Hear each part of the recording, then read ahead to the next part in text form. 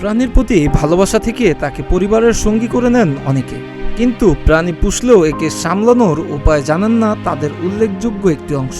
এর ফলে শিকার হতে হয় নানা ধরনের অপ্রীতিকর পরিস্থিতি। তেমনই একটি ঘটনা ঘটেছে যুক্তরাজ্যে। নিজ পোষা কুকুরের লালা থেকে সংক্রমণে অঙ্গ হারিয়েছেন দেশটির 52 বছর বয়সী নাগরিক মনোজিৎ সাহা। কাজ থেকে বাড়ি ফেরার পর 2025 সালের জুলাই হঠাৎ অসুস্থ বোধ করেন মনোজিৎ। পরদিন সকালে তাকে অচেতন অবস্থায় পাওয়া যায়। হাত পা ছিল বরফ শীতল, ঠোঁট বেগুনি হয়ে উঠেছিল, শ্বাস নিতে হচ্ছিল কষ্ট। পরিস্থিতির এত দ্রুত অবনতি হয় যে পরিবারের সদস্যরা বুঝে ওঠার আগেই কোমায় চলে যান তিনি। বিবিসিকে দেয়া সাক্ষাৎকারে মনোজিতের স্বামী কোমলজিৎ সাংহা বিস্ময় ও আতঙ্কের কথা প্রকাশ করে বলেন, 24 ঘন্টারও কম সময়ের ব্যবধানে সবকিছু বদলে যায়। শনিবার কুকুরের সঙ্গে খেলছিলেন, রোববার কাজেও গেছেন, আর সোমবার রাতেই জীবন মৃত্যুর সন্ধিক্ষণে।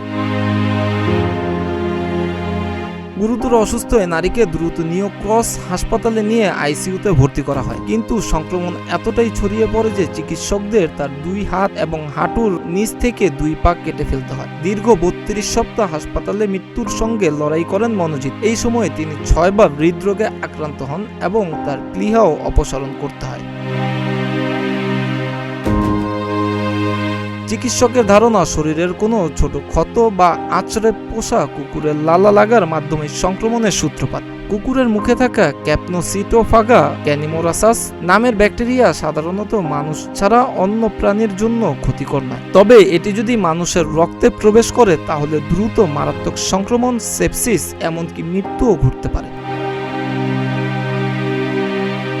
মনোজিতের এ ঘটনা অনেকের জন্য হতে পারে শিক্ষা। এটি মনে করিয়ে দেয় যে পোষা প্রাণীর প্রতি ভালোবাসা থাকলেও স্বাস্থ্যবিধি মানা জরুরি। স্বাস্থ্যবিধি না মানার ক্ষেত্রে পরিণতি হতে পারে ভয়ঙ্কর।